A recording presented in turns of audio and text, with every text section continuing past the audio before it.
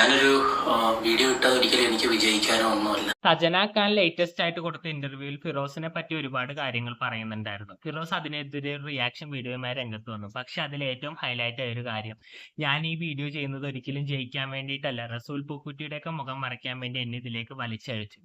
സജന ഖാൻ ആദ്യം ചെയ്ത വീഡിയോസിലൊക്കെ ഫിറോസിനെ പറ്റി ഒരുപാട് അപവാദങ്ങൾ പറഞ്ഞിരുന്നു. ഉദാഹരണമായി പറയുകയാണെങ്കിൽ 17-കാരിയുമായിട്ടുള്ള ലൈംഗിക ബന്ധം, ഫ്രഞ്ച് കിസ്. പക്ഷെ ഒരു തെളിവും നിരത്തിയിരുന്നില്ല. ഫിറോസ് അതിനെതിരെ റിയാക്ട് ചെയ്ത് കുറച്ച് കാര്യങ്ങൾ പറയുന്നുണ്ട്. നമുക്ക് ആദ്യം അത് കേട്ടിട്ട് ബാക്കി കാര്യങ്ങൾ പങ്കുവയ്ക്കാം. സ്ത്രീകളെ കുറിച്ചും ഒരു കുട്ടിയെ കുറിച്ചും ഒക്കെ ഞാൻ സെക്സ് ചെയ്തെന്നുള്ള രീതിയിലാണ് പറഞ്ഞു വെക്കുന്നത്. സജന ഫിറോസിനെതിരെ ഇത്തരം ആരോപണങ്ങൾ ഉന്നയിച്ചെങ്കിലും ഒരു തെളിവ് പോലും നിരത്തിയില്ലായിരുന്നു. ശരിക്കും പറഞ്ഞാൽ സജന ഇത്രയും നാറിക്കൊണ്ടിരിക്കുന്ന സമയത്തെങ്കിലും തെളിവ് നിരത്തേണ്ടതല്ലേ? എന്നിട്ടും ചെയ്തിട്ടില്ല. ഇതിൽ നിന്ന് നമ്മൾ എന്താണ് മനസ്സിലാക്കേണ്ടത്? വെറുതെ കെട്ടിച്ചമച്ച ആരോപണങ്ങൾ മാത്രം. ഞാൻ അങ്ങനെ ഇവിടെ പറഞ്ഞ ഏതെങ്കിലും ഒരു സ്ത്രീയായിട്ട് സെക്സ് ചെയ്യുകയോ അതുകൂടാതെ ഫ്രഞ്ച് കിസും കാര്യം പറഞ്ഞു അങ്ങനെ ചെയ്യുകയോ ചെയ്തിട്ടുണ്ടെങ്കിൽ, സജനയ്ക്ക് ശരിക്കും പറഞ്ഞാൽ ഈ സോഷ്യൽ മീഡിയ വന്ന് ഈ വായ്ത്താളും കരച്ചിലും മാത്രമേ അറിയുള്ളൂ. പക്ഷേ ഫിറോസ് സജനയ്ക്കെതിരെ ചെയ്ത ഓരോ വീഡിയോയിലും വ്യക്തമായ തെളിവ് വെച്ചാണ് സംസാരിച്ചത്. ഇതിൽ നിന്ന് നമുക്ക് ഫിറോസിൻ്റെ സിൻസിയാരിറ്റി മനസ്സിലാക്കാവുന്നതേ ഉള്ളൂ.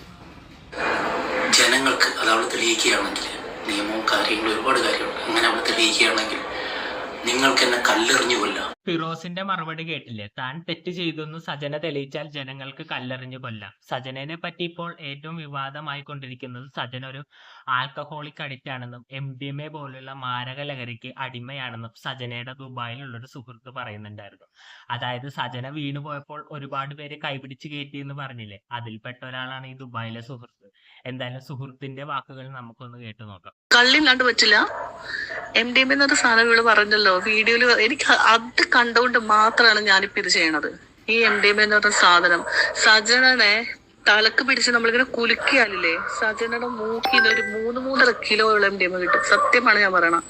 ഈ സാധനം ഇല്ലാതെ സജനക്ക് പറ്റില്ല. അഡിക്ഷൻ എന്ന് പറഞ്ഞാൽ അങ്ങേറ്റത്തെ അഡിക്ഷനാണ്. ലഹരിക്കടിമയായ ഒരു യുവതി കാണിച്ചു കൂട്ടുന്ന പരാക്രമങ്ങൾ, അതേ എനിക്ക് സജനയെ പറ്റി പറയാനുള്ളൂ.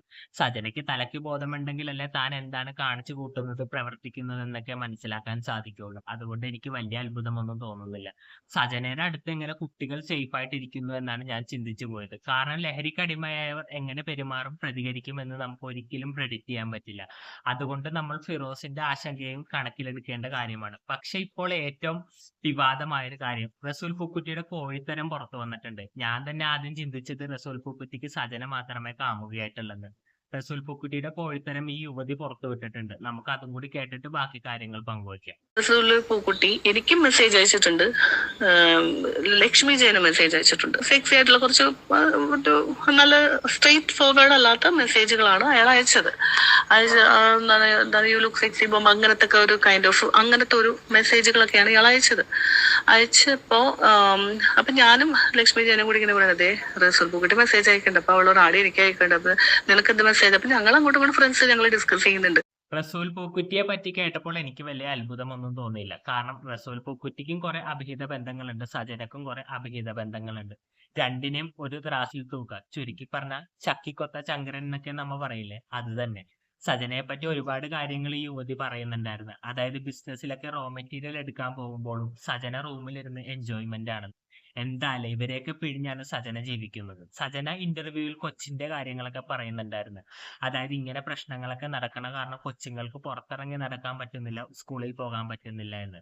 അതിനൊക്കെ കാരണം നീ തന്നെയല്ലേ? നിന്റെ ഈ ലഹരി ഉപയോഗവും അഭിഹിത ബന്ധങ്ങൾ കാരണമല്ല അവർക്കും ചീത്തപ്പേരുണ്ടായത്. അതുകൊണ്ട് എന്റെ ഒരു ഹമ്പിൾ റിക്വസ്റ്റ്, നീ കൊച്ചുങ്ങളെ ഫിറോസിനെ ഏൽപ്പിക്കുക. കാരണം നീയോ ഇങ്ങനെയായി, അവരുടെ ഭാവിയെങ്കിലും രക്ഷപ്പെടുത്തേ. നിങ്ങൾക്ക് സജനയുടെ പ്രവൃത്തി കണ്ടിട്ട് എന്ത് തോന്നുന്നു എന്ന് താഴെ കമന്റ് ബോക്സിലൂടെ രേഖപ്പെടുത്തുക. അടുത്തൊരു വീഡിയോയിൽ കാണുന്നവരെ ബൈ ബൈ.